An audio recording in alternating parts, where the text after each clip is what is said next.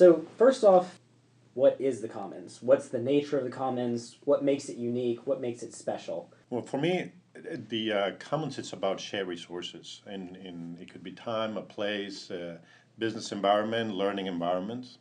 And I think common needs to be appear in a social or communal issue becomes cumulative in the terms of affecting either good or bad. I kind of look at commons as the marketplace of ideas, trying to find common uh, beliefs amongst varied ideas.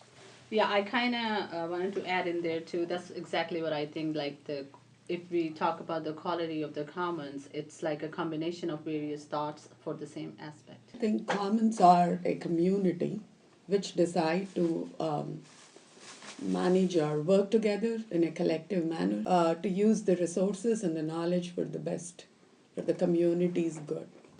I think what really makes a commons, what it is for people to have the ability to stop talking and listen. I think that is important for recognizing possible creative and unconventional ideas. Mm-hmm. And I think that's really important. And I think that might have worked hundreds of years ago, maybe.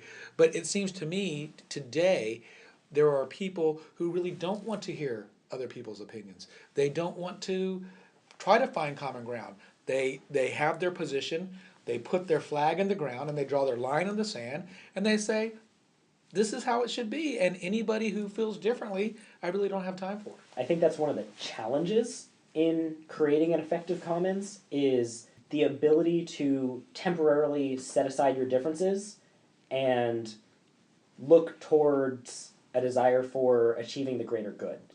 The commons, it actually is the intersection of motivations, interest, and that is what generates a direction. That would generate those commons, that intersection. Trying to find that intersection, though. That is correct. I think the syllabus called it a common denominator. Mm-hmm. And when we all think about math, we had to find that lowest common denominator. Well, to find a common denominator in the commons today, that number gets really, really low. Yeah. The way I see that analogy with the common denominator is that it is very similar. That the idea that I had, I think each one of us in the commons we cannot be individualistics, and each one of us is like a fraction of the success, and the common denominator is what allows to add our experience and our motivations and our qualities to work together to a shared learning good. There's another thing which I strongly believe in. There is a strong relationship of leadership and commons. Leadership needs commons, so does common needs leadership. Eduardo, you were talking about that you can present your ideas to kind of match with the commons. It doesn't happen a lot today, but the commons is the only place that could happen today. And if it doesn't have good leadership that allows for that type of conversation, that type of exchange of ideas, then the commons can become useless. It just becomes another place to argue. Exactly. I feel it allows unlikely leaders to come out of it because it has the communal support of everybody in the commons and the ability to listen to people and voices that may not be heard in other situations. I exactly had that in my notes when I said, from the knowledge of commons, leadership is born to benefit the society, the community, or the company. So without the commons, there won't be any leadership. And for leadership to exist or to be created or to be born, we need the commons. I find it interesting that when we were discussing this the other night at our pre-meeting, we had different opinions about the commons. Here we are, we went back out on our own, prepared our own notes, and we're actually having a discussion about commons that's actually showing common beliefs. Who would have thunk it? Let's go ahead and move on then to the idea of personal presence.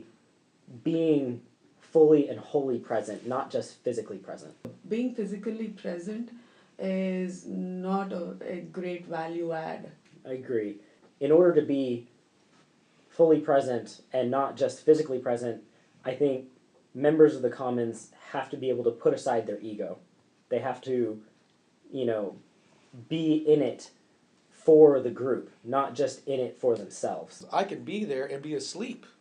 But if I don't let go of my ego, if I don't open my mind to other thoughts and realize that there are many ways you can get to Dallas, uh, that then I am just physically present, and I might as well be asleep because I'm adding nothing to the commons. Yeah, I mean, the fully presence of a person in the common is just absolutely necessary. So when you are in a situation or a place, something like commons, and if you're a leader, you have a different personality. And if you are not a leader and you are following your leader, but you are in a commons with the leader, it's a totally different environment for these two different people. But if they are there and if they are present, they can be the same. There is no difference that there is a leader and there is not a leader. They're just two human in the commons.